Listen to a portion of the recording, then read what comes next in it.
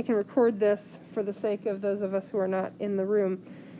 If you use the graph background, and you can, they have multiple graph backgrounds, which I like. They've got small, medium, large. They have the graph square check, which is nice if you're doing, highly precision work. You can do your lines using Doceri. Come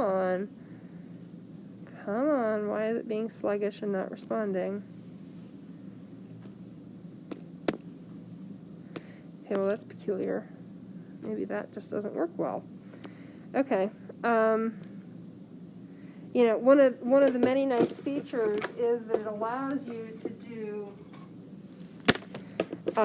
color coding real easily. You don't have to have a whole raft of colored pencils because you have a whole raft of colored pencils right in the app.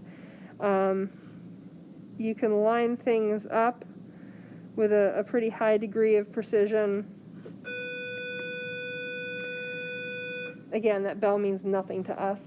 And this, this just allows you to do hand graphing, but with more precision. It also means if you screw up your hand graph, because I have had people just about weep tears when they've spent a whole day graphing data on paper and they realize they screwed something up or they flipped the axes and they have to start from scratch. If you do that on Doceri, you can just copy to the next slide, paste the parts that are correct, and keep moving. It's much easier to fix errors on Doceri.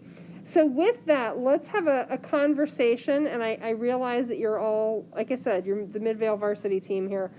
So independent versus dependent variables and the axes.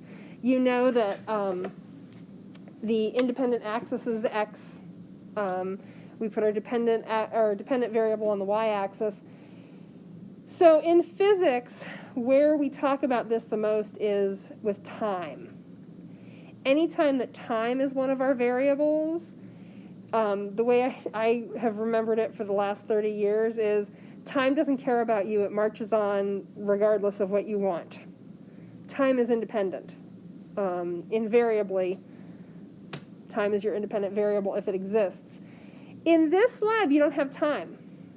And this lab is one where it's really tricky to say which one is dependent and independent, because if you change one, the other changes. If you change that one, the other changes.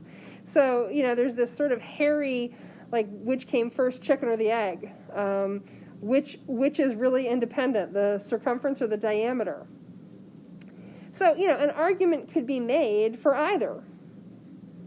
However, there is something that we do an awful lot in physics, which is use the slope of a line to get information. And if you think about the slope of a line, and I'll stick a little I'll stick some data points in here and attempt to do a line of best fit. Here's the other thing I really like about Doceri is you can take a line of best fit and you can fine-tune, manipulate it by drawing a straight line and then moving it around. So that's a pretty good line of best fit. Obviously, you guys know that you're not in 4th grade making Christmas trees out of graphing. I don't ever want to see you connect the dots on a physics graph. My head will explode. Fur will come flying out of my ears. I don't know, there will be some sort of cataclysm somewhere in the universe. Don't do it. Oops. So, we're interested in lines of best fit because we're looking for trends in data, and that's what a line of best fit gives you, is a data trend. With that line of best fit, here's the other critical piece. Don't use your actual data points to find slope, because then you're erasing all the wonderful work that you did by using a line of best fit to begin with. You want to use points that are on your line of best fit, because that's going to show your trend slope. Now, if we're interested in using slope to get information, we remember, of course, that slope, not soap, slope is delta what over delta what? Delta y over delta x. So in essence, slope provides us with a ratio. In essence, slope provides us with a ratio of those two variables. Well, if you're looking at this lab and you're looking at circumference and diameter, I just want you to think about ratios that you might be aware of, and I'm not going to give you the answer, but I'm gonna lead you all around the pond. Ratios that you might be aware of that exist between those two variables that you might be able to obtain if you graph your variables in a particular way. Up and down means yes, back and forth means no. Staring at me blankly means I have to think about this for a little bit, which is totally, totally allowed.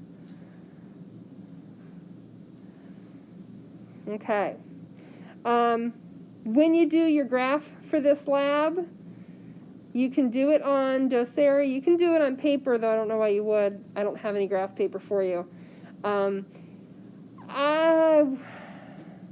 If you do it on Desmos, here are the cautions that I have for you. If you're just like in love with Desmos and you can't get enough of it,